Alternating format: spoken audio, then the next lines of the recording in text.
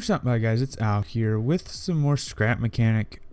This isn't going to be an actual creations video, but instead it's going to be looking at a small little design I made that might be helpful to some people in their builds. It's a W and S converter.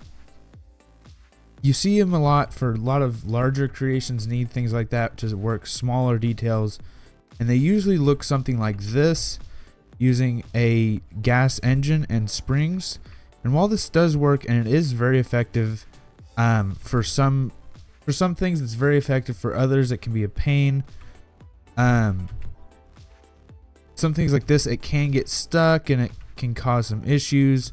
Using springs can sometimes either cause lag or cause glitches to occur sometimes. And overall, the size of this and the size of the engine and all that is really bulky and can be an awkward size and shape to put into creation and kind of hide it and mask it in some cases. So I wanted to make something a bit smaller, a bit nicer looking. If it has to be out, I think it looks nicer, but it's really small, really compact, easy to tuck away. I've only found one problem that occurs semi-regularly. You kind of really need to try to make it work, or I would say you have to try and screw it up. But you can do it, but it's really easy to fix.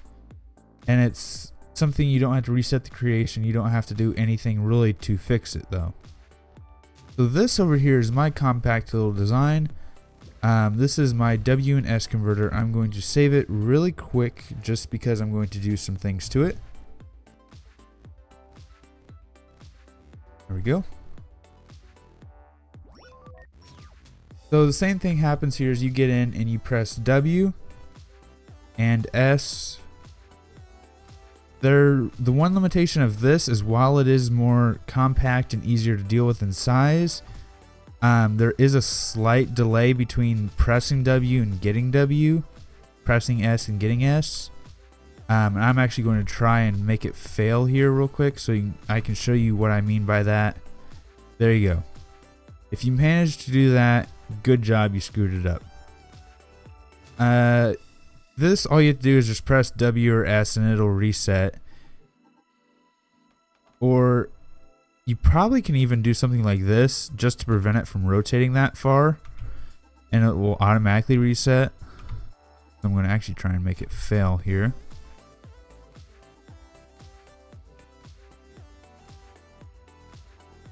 I can't tell if it's failing or not, or if it would have failed there without the blocks. So yes, it does have its own issues to deal with, but in my opinion it's a lot more reliable.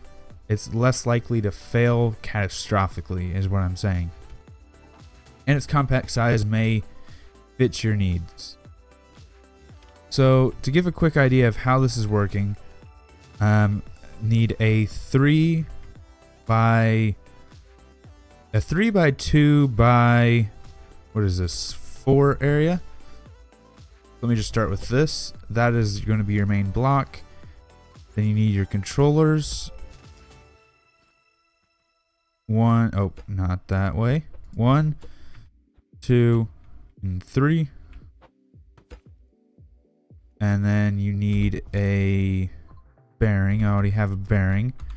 You might also want to get some of these pipe pieces if you want to use those. Really anything that can easily rotate. So 1, 2, 3. Then put your arm on it. And then connect each bearing up to a controller. Each bearing needs its own controller. You also need an OR gate and a timer block, which is here. Wow, it's been so long since I've actually done a building video. There we go. Come on, turn the way I need you to. There we go. And these need to be set to 550. So 0.550. There we go. Both those set to 550. You'll need 2 OR gates.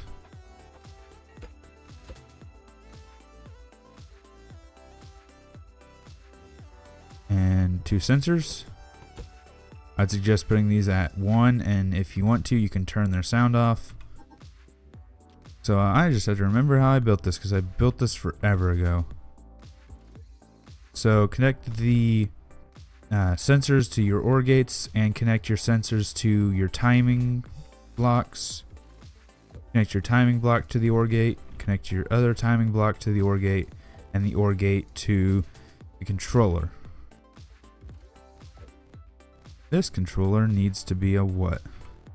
90. So your left controller needs to be blue 90, and it needs to be on repeat. That is something that is mandatory. All these will be on repeat. And then red 90. Repeat, forgot to do that. And this one, I forget exactly what that one needs to be. There we go. Blue 90.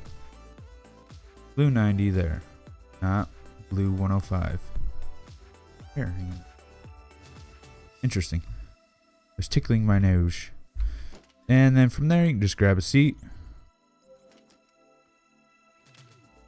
Everything should be set up properly. That's not what I wanted to do. Hook your seat up to that bearing. And what did I forget to do?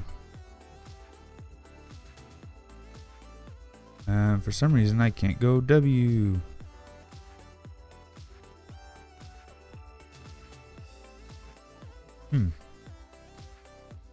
I know why, maybe. A moment. That's why. I didn't put that one on cycle. That's W. That's S. And I did break it. And it will just fix itself. I'm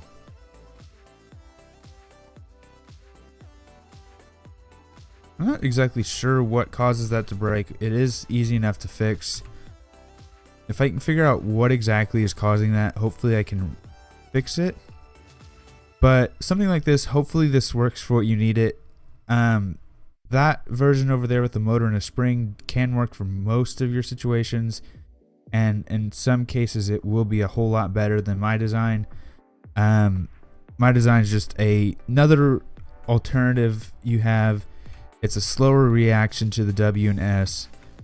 I guess I would say it's a bit better for mission critical systems in the sense of if it does break, it's really easy to fix. So there is that. Hopefully this helped you out and kind of gave you a tool you can use on future creations, was what I was hopefully trying to do with this episode. So hopefully that was easy enough to understand. I'm sorry if I kind of rambled a bit on it. But if you enjoyed the episode, please leave a like. If you have any suggestions for future episodes, please comment them down below. If you like the channel, like what it's doing, please subscribe. And if you've been wondering what that helicopter is in the background, that is something I talked about in one of my recent videos, the helicopter revisit. If you want to check that out, that'd be appreciated.